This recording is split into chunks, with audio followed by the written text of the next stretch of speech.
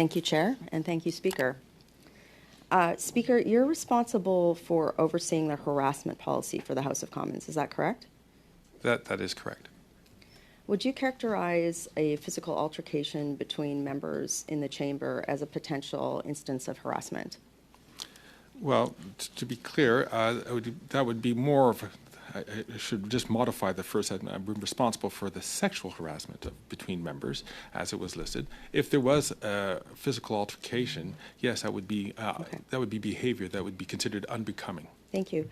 On May 18th, 2016, the Prime Minister grabbed late Conservative MP Gord Brown by the arm and then elbowed former NDP MP Ruth Ellen Brosseau in the chest.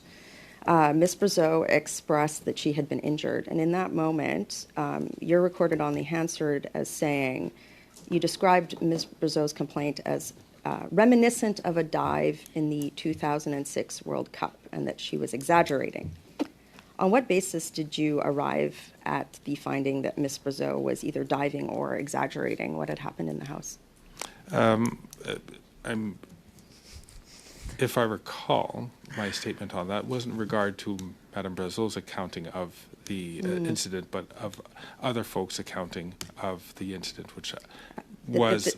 Sorry, go ahead. I'm sorry, go ahead. Sure. Yeah, that sounds fishy. So are you saying she experienced it differently than what she had said in the House? No, I think she experienced it exactly the way she expressed it in the House. Yet you said it was... I'm just curious at how you arrived that it was a dive. I was commenting on how other people were characterizing, not what Madame Brosseau had said, but what other people had described it as being.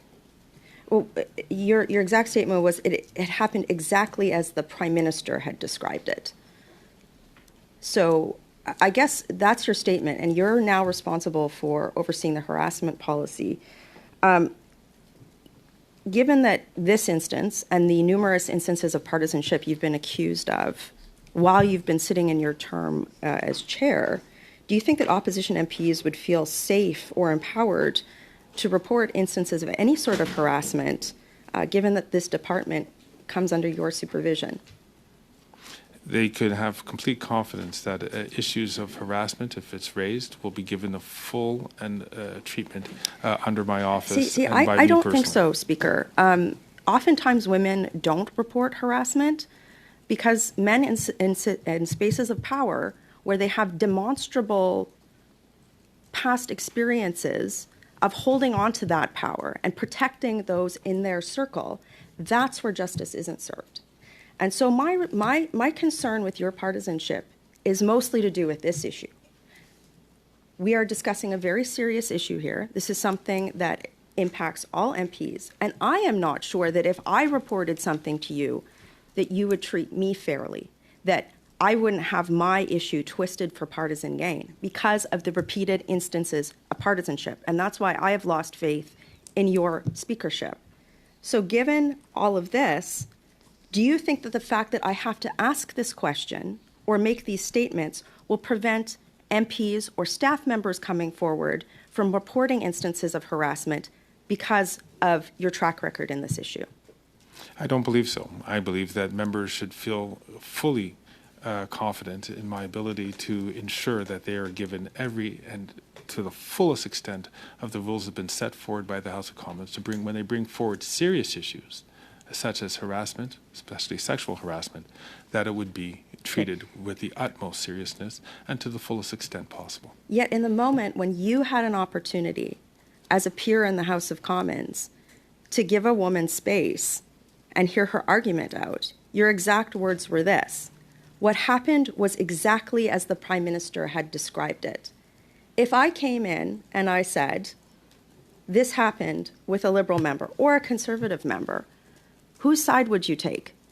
I would clearly want to make sure that the process was entirely fair and that your story and that your concerns would be raised and pursued to the fullest possible extent. How can I have that assurance? That could happen. How can I have that assurance when you've had three clear instances of being partisan while in the chair? Forget the fact that you were the Prime Minister's parliamentary secretary.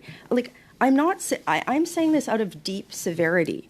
That is, I believe you've lost my confidence because of this issue. You are in charge of the harassment policy, something that is very serious because it governs the workplace safety of everybody here.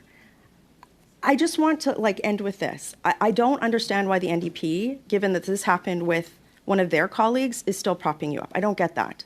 But again, I just want to give you, how could you in that moment, in showing a judge of fairness, supposed fairness, how could you arrive that this woman experienced it differently and that the Prime Minister, what basis did you use to make that comment in 2016? Well, I can tell you that I never questioned Ruth Ann Brousseau's accounting of the situation. You did. You said, I believe him, not I believe her. And that is what is wrong with every workplace around the world. And yet you demonstrated that in that moment. And deeply disappointing. We have about 10 seconds left. Mr. Speaker, did you want to just very quickly, once again, never doubted her accounting, and my characterization of it at the time was due to how other members... gaslight me on that right now? Mr. MP Garner, I think either we have to let the clock run or we have to afford the Speaker the opportunity to respond. She ripped him apart. Mr. Speaker, did you want to take the last few seconds? Just absolutely ripped him apart. With the response? I would just like to say that, again, just to make sure that the record stands, that my description of that event was an accounting of what other people had described her event, Yeah, I and believe not how him. she had I got put it it. on.